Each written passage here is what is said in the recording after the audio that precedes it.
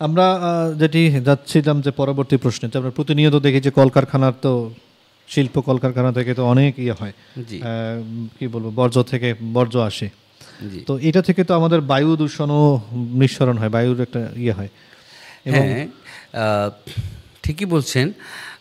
আমাদের শহর থেকে গ্রামাঞ্চলের প্রত্যেকটা জায়গায় কিছু না কিছু ছোট বড় শিল্প কলকারখানা আছে এবং এই শিল্প কলকারখানাগুলো থেকে খাবার উৎপাদন করা হচ্ছে। এবং আপনি দেখবেন যে বিসিক এলাকা থেকে শুরু করে আমাদের গাইবান্ধা সুন্দরগঞ্জ এলাকা পর্যন্ত, গাইবান্ধা শহর থেকে আমি যেটা বুঝাইতে চাচ্ছি যে সুন্দরগঞ্জ পর্যন্ত বা আরও রিমোট এরিয়া পর্যন্ত অনেক খাবার তো উৎপাদন হচ্ছে এখন বিভিন্ন জায়গাতে, যেগুলো কিন্তু আমি সচরাচর রাস্তা বাজারে হাঁটলেই চোখে পড়তেছে।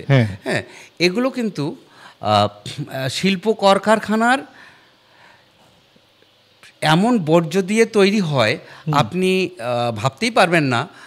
একটা সাধারণ উদাহরণ দেই, যে যেমন আমাদের যে বাইক বা গাড়ির মোবিলটা ব্যবহার করি, এই মোবিলটা কিন্তু একসময় এটাকে ফেলে দেওয়া হয়, আমরা গাড়ি থেকে ফেলে দেই। কিন্তু আপনি যখনই ফেলে দিতে যাবেন তখন মোটরসাইকেল মেকানিক্সরা ওটাকে সংরক্ষণ করে ড্রামের মধ্যে নেয়, রেখে দেয়। আমি একদিন জিজ্ঞাসা করলাম যে এটা কেন হচ্ছে, এটা সংরক্ষণ করা কেন প্রয়োজন? বলে না, যে এটা বিক্রি করা হয়। বিক্রি করা হয় মানে সেটা তারা কি করে? তো তারা কি করে সেটা সে জানে না। আচ্ছা, শুধু বিক্রি করছে এটা পয়সার জন্য, কিন্তু এটা কিন্তু বিশাল একটা ক্ষতি করতেছে। সেই ক্ষতিটা কি? কোনো খাবারের মধ্যে এই মোবিল মিশ্রণ করে সেটাকে রঙিন করা হয় এবং এই স্পাইসি করা হয়। আপনি ভাবতেও পারবেন না এই বিষাক্ত মোবিলটি কত বড় ক্ষতিকর। তাই তো বিষয়। তাহলে হ্যাঁ, এটা তো ক্ষতি করে হরেই কথা। এই মোবিল দিয়ে অনেক সময় অনেক খাবার, যেমন আমি বলতে চাচ্ছি না, এগুলো অনেক সময় কোম্পানির আবার বিপক্ষে যাবে। তো এমন খাবার তৈরি হয়, যেমন আপনি ধরেন রঙের যে মিশ্রণটা, এই রঙের মিশ্রণটাও একটা সহনশীল পর্যায় পর্যন্ত খাবারের মধ্যে মিশ্রণ করা যায়। কিন্তু যখন এটা মাত্রা অতিরিক্ত হয়ে যায় তখন কিন্তু এর একটা গুণাগুণ বা মান অনেক বেশি পাওয়ার দিতে হয়, পাওয়ারফুল রং দিতে হয়, 1000 পাওয়ার, 5000 পাওয়ার, 10,000 পাওয়ার, এই ধরনের থাকে। তো এগুলো তো আসলে খাবারের মধ্যে মিশ্রণ করলে সেই খাবারটা শরীরের জন্য খুব ক্ষতিকর হয়ে যায়। তো একটা সহনশীল পর্যায় পর্যন্ত, যে পর্যন্ত আমাদের শরীর গ্রহণ করতে পারবে, বাংলাদেশ যে বিএসটিআই অনুমোদন পর্যন্ত এটি করা আছে। আর এটি আসলে আমরা ওভার করি কেন? এটি সবসময় স্পাইসি করার জন্য এবং এটি জনসাধারণের কাছে রঙিন আরও আকর্ষণীয় খাবার বিক্রি করার জন্য এটা করা হয়। তো আপনি এর মধ্যে একটা বলে রাখি, আপনি জানেন যে এর আগে নিউজিল্যান্ডের অথবা কোনো একটা দেশের নামকরা একটা নুডলস কোম্পানি এই তার খাবারের মধ্যে একটু তেজস্ক্রিয়তা এবং রঙের বা অন্য কোনো উপাদান মিশ্রণ বেশি পাওয়ার কারণে, টেস্টে বেশি পাওয়ার কারণে তাদেরকে সারা পৃথিবী থেকে সেই মানের খাবার প্রত্যাহার করে নিতে হয়েছে। আচ্ছা আচ্ছা, মানে ওই একটু মানে ভালো দেখা এবং স্বাদ ভালো করতে গিয়ে হতে পারে। বিদেশিরা সাধারণত এতটা ক্ষতি করে না, হয়তোবা কোনো কারণে একটু অতিরিক্ত মিশ্রণ পড়ে গেছে অথবা ওই কেমিক্যালটা একটু বেশি ব্যবহার করছে, যার কারণে স্ট্যান্ডার্ড টেস্টিংয়ে, আন্তর্জাতিক মানের টেস্টিংয়ে সেই খাবারের মানটা বিষাক্ত মনে হয়েছে বা র্যাঙ্কিংয়ে বিষাক্ত মনে হয়েছে বা খাবারের অনুপযুক্ত মনে হয়েছে। সে কারণে তারা সারা পৃথিবী থেকে সেই খাবারগুলো প্রত্যাহার করতে বাধ্য হয়েছে। আর একটা কথা বলি, সারা নিউজিল্যান্ডের একটা দুধ কোম্পানি, বেবি ফুড কোম্পানি, যেগুলো বাজারজাত করতে গিয়ে কোনো একটা বেবি ফুডের মাঝে তেজস্ক্রিয়তার একটা লক্ষণ পাওয়া গেছে, সেটিকেও তারা প্রত্যাহার করে নিয়েছেন। সেটিকেও তারা সারা পৃথিবী থেকে যতগুলো প্রোডাকশন হয়েছে সবগুলো ব্যাক করায় নেওয়া হয়েছে। এরপরে আমি উদাহরণ হিসেবে বলতেছি, আবার দেখবেন যে একটা নামি দামি গাড়ি কোম্পানি, গাড়ি কোম্পানি, একটা গাড়ি কিছুদিন আগেই, বেশি দিন হবে না, কিছুদিন আগে একটা বাজারে তারা নতুন গাড়ি ছাড়ছে, বাজারজাত করছে। এই গাড়িটা ব্রেক অথবা ইঞ্জিন অথবা সফটওয়্যার জনিত কোনো একটা ত্রুটি থাকার কারণে বড় ধরনের একটা দুর্ঘটনা ঘটছে। এই দুর্ঘটনার কারণে এই কোম্পানি যতগুলো গাড়ি বিক্রয় করছে সবগুলো গাড়ি তারা সরকারের চাপে প্রত্যাহার করে নিতে বাধ্য হয়েছে। আর শুধু প্রত্যাহার না, শুধু প্রত্যাহার বললে ভুল হবে, তাদের বড় ধরনের জরিমানা সরকারকে দিতে হয়েছে। জি, তো এটা আসলে হওয়াই দরকার। কারণ হচ্ছে যে না হলে তো মানব খাদ্য, মানে আমরা যারা খাচ্ছি আমরা চাই সুস্থ সুন্দরভাবে বেঁচে থাকতে, কিন্তু এই যে মিশ্রণ, বিভিন্ন পদার্থের মিশ্রণ, তেজস্ক্রিয়, সেই সঙ্গে ভেজাল, যেহেতু আমাদের ক্ষতিকর, এটা থেকে আমাদের দূরে থাকাও একটা দরকার। তো আমরা যদি এবার একটু আপনার কাছে জানতে চাই, সেটা মেয়াদ উত্তীর্ণ কিছু খাবারের কথা আমরা দেখি বিভিন্ন সময়। এটা খুবই গুরুত্বপূর্ণ বিষয়।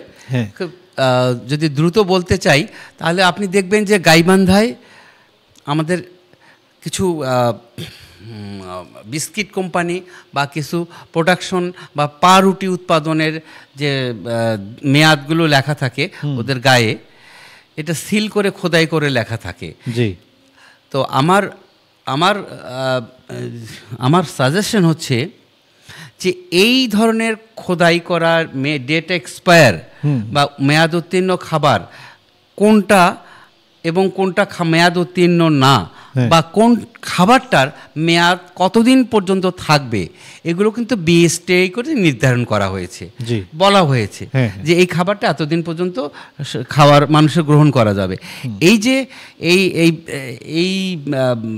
এই খাবারটা যখন মেয়াদ উত্তীর্ণ হয়ে যাওয়ার পরও কোনো বাজারজাত করা হয়, কোনো কোম্পানি এটিকে বাজারে ছাড়ে বিক্রয়ের জন্য বা সুকৌশলে কোনো খাবারের মধ্যে এটিকে দিয়ে দেয়, তাহলে এটিকে মেয়াদ উত্তীর্ণ খাবার বলে।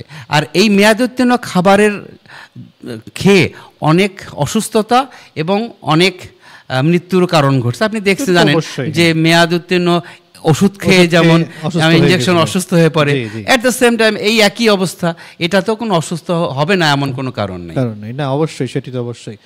এবং এই যে এটার এই বিষয়ে কোনো আইনে কিছু বলা আছে কিনা? হ্যাঁ, এটি আসলে 26 এবং 27 ধারায়, এই আইনে 26 ও 27 ধারায় বলা আছে যে কোনো ব্যক্তি বা কোনো প্রতিষ্ঠান তাদের জ্ঞাতসারে বা অজ্ঞাতসারে এই মেয়াদ উত্তীর্ণ কোনো খাবার, মেয়াদ উত্তীর্ণ কোনো প্যাকেটজাত খাবার বাজারে পরিবেশন করতে পারবেন না বিক্রয়ের জন্য, অথবা কোনোখানে কোনো মজুত করতে পারবেন না। আর এই মেয়াদ উত্তীর্ণ খাবার যদি বাজারে বা ওই কোম্পানির কোনো মেয়াদ উত্তীর্ণ খাবার পাওয়া যায়, সেগুলো থেকে প্রত্যাহার করে নিয়ে সেগুলোকে ডিস্ট্রয় করে ফেলতে হবে। এটাই নিয়ম, এই আইনে বলা আছে সেটি। এবং এই জন্য যদি না করে তার জন্য তো শাস্তির বিধানও আছে। আর শাস্তির বিধানটা আমরা পরবর্তী পর্বে এটা নিয়ে আলোচনা করব। আরেকটা বিষয় আমরা যদি বলি, আমরা শেষের দিকে চলে এসেছি, আর একটা প্রশ্ন নিয়েই শেষ করি। আমাদের তো এখন মাছ, মাংস, গরু ছাগলের মাংস বা অন্যান্য আরও কিছু আছে, এগুলো খেতেই হয়, মানুষকে তো বাঁচতে হলে খাইতেই হবে। কিন্তু এখনকার সময় মাছ চাষ করতে গেলেও একটা কিছু বিষয় ব্যবহার করা হয়। পশুপালন করতে গেলেও দেখা যায় যে তাকে কিছু বিষয় দেয়া হয়, মানে মোটা তাজাকরণ করতে গিয়ে হয়তো কিছু সেটি দেয়া হয়, মানে গরু ছাগলগুলো। তো এই ক্ষেত্রেও এই বিষয়টা নিয়েও এই আইনে বলা আছে কিনা?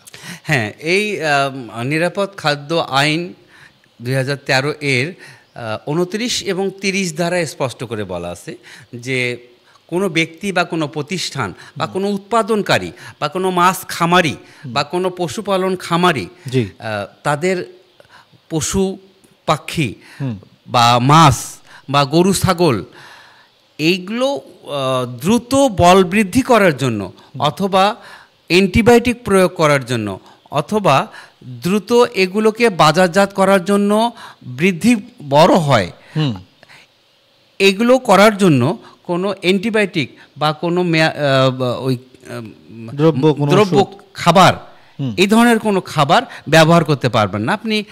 আমি উদাহরণ দিয়ে বলি যে মাছের যে খামারগুলো আছে দেখবেন তারা প্রতিনিয়ত মাছের খাবার দিচ্ছে। এই যে খাবারটা দিচ্ছে এটি আসলে দেওয়ার কথা আমরা যে খাবার খাই তারই সেই ধরনেরই খাবার, যেমন গম ভুট্টা এর অংশবিশেষ গুঁড়া করে দেওয়ার। কিন্তু এখন দেখা যাচ্ছে যে এই খাবারের পরিবর্তে অথবা এই খাবারের সঙ্গে অন্য কোনো, আপনি কিছুদিন আগে শুনছেন যে এই গরুর চামড়া যেটা ছেলা হয়, এই চামড়া গুঁড়া করে এই খাবারের সঙ্গে মিক্স করে পশু পাখিতে বা মাছের খাবারের সঙ্গে মিক্স করে ব্যবহার করা হচ্ছে। এটি আসলে নিষেধ করা হয়েছে এই আইনে, যেটি করা যাবে না। যদি এটি করে বা কোনো ক্ষতি হয় তাহলে তার ক্ষতিপূরণ দিতে হবে। না, এখনকার সময় তো দেখা যায় মানুষ মৎস্য চাষ করতেছেন, কিন্তু তাকে খাবার মানে প্রতিদিন তারা খাবার দেয়। এখন খাবারের মধ্যে এখন তো একটা অন্যরকম খাবারও চলে এসে গেছে। আপনি জানেন যে আমাদের কোরবানির সময়ে দ্রুত বড় গরু করার জন্য বড় 20 লাখ 30 লাখ টাকা দামের গরু, উচ্চমানের বড় লম্বা সাইজের গরু বানানোর জন্য তাকে ইঞ্জেকশন দেওয়া হচ্ছে, তারপরে তাকে খাবার খাওয়ানো হচ্ছে, ফিডিং করা হচ্ছে, তারপর তাকে বিভিন্ন ধরনের ইঞ্জেকশন দিয়ে তাকে রোগমুক্ত করা হচ্ছে। এগুলো আসলে করা উচিত না।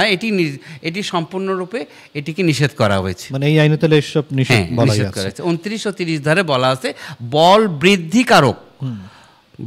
বৃদ্ধিকারক কোনো কিছু করা যাবে না দ্রুত এবং সংক্রমণ করে। যেমন ওই যে বললাম যে গরুটাকে ইঞ্জেকশন দিয়ে দ্রুত তাকে বৃদ্ধি করা হচ্ছে, ছাগলটাকে বৃদ্ধি করা হচ্ছে, মাছটাকে একটা ইঞ্জেকশন দিয়ে তার ডিমটাকে বের করে নিয়ে তাকে বড় করার জন্য আবার ছেড়ে দিয়ে ওষুধ খাওয়ানো হচ্ছে। এই দ্রুত বল বৃদ্ধি করার জন্য এগুলো করা যাবে না। তো যাই হোক, এসব আজকে আমরা শুধু এই বিষয় আইনগুলোতে শুনলাম। পরবর্তী পর্বে আমরা এই বিষয়গুলো নিয়ে আসলে শাস্তি কী আছে সেটা নিয়ে আলোচনা করব পরবর্তীতে, কারণ আমাদের এটা অবশ্যই করা দরকার। কারণ এখনকার সময় আমরা এটা অহরই জানি যে আমার কিছুদিন আগে এটা আমার অভিজ্ঞতা থেকে বলছি, আমার এক বন্ধু মানুষ, তিনি ড্রাগন চাষ করেন। তো আমি যখন তার কাছে ড্রাগন চেয়েছি, সে আমাকে বলছে না, এগুলো দেয়া যাবে না। তো প্রশ্ন করছিলাম আসলে কেন দেয়া যাবে না, তখন সে বলছে যে তারা 7 দিনের মধ্যে যখন ছোট হয় তারা এমন কিছু জিনিস ব্যবহার করে 7 দিনের মধ্যে বিক্রয়যোগ্য হয়ে যায়, যেটা আমাকে বলছে যে এই জন্য দেওয়া যাবে না। তার মানে আমি সেখানে বুঝতে পারলাম যে নিশ্চয়ই যেমনটা আপনি বললেন যে দ্রুত বল করার জন্য দিচ্ছে। তো যেহেতু এগুলো করাই হচ্ছে, তো এগুলো থামানো আমাদের দরকার। তো আমরা সেই শাস্তিগুলো নিয়ে পরবর্তীতে আলোচনা করব। তো আমরা শেষ করতে চাই, একটা কথা বলে রাখি যে যেগুলো কথা বললাম সেগুলো কিন্তু আমাদের চোখের সামনে অহরহ বাজার ঘাটে, হাটে, মাঠে বা আমাদের চারপাশে অহরহ হচ্ছে।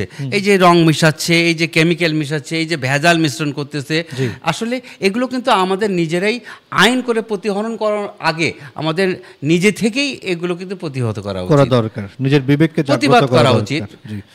এবং যারা করছে তাদেরকেও এটা মানে বিবেকটাকে জাগ্রত করা দরকার। আমি কার জন্য তৈরি করছি এটা তো অবশ্যই জানা দরকার। এটা তার জানা উচিত যে এই খাবারটা খেয়ে তার সন্তান, তার ছেলে মেয়ে, নাতি, এটাও তো খেয়ে মারা যেতে পারে। এটা তো হতেই পারে। তো যাই হোক, আর বন্ধুরা, আমরা আজকে আলোচনা করলাম নিরাপদ খাদ্য আইন 2013 যে বিষয়টি, সেটি আলোচনা করলাম। তবে আমরা আজকের পর্বে শুনলাম আসলে নিরাপদ খাদ্য আইনে কী কী বিষয়গুলোর বিধি নিষেধ আছে। আমরা পরবর্তী পর্বে এটার শাস্তিগুলো নিয়ে আলোচনা করব, এই আইনের বিষয়গুলো নিয়ে। আমরা চাই সবাই নিরাপদ খাদ্য খেয়ে ভালো থাকবেন, সুস্থ থাকবেন এবং দীর্ঘদিন মানে দীর্ঘায়ু হবেন। আমরা আগে যেমন মানুষ দেখেছিলাম যে 100 বছর পার করে বেঁচেছিল, এখনকার কিন্তু সময় সেই মানুষগুলোকে আর দেখা যায় না। তো আমরা চাই সবাই দীর্ঘায়ু হবেন নিরাপদ খাদ্য খেয়ে। এই আশা প্রত্যাশা রেখেই শেষ করছি আজকের অনুষ্ঠান। শুভ বিদায়।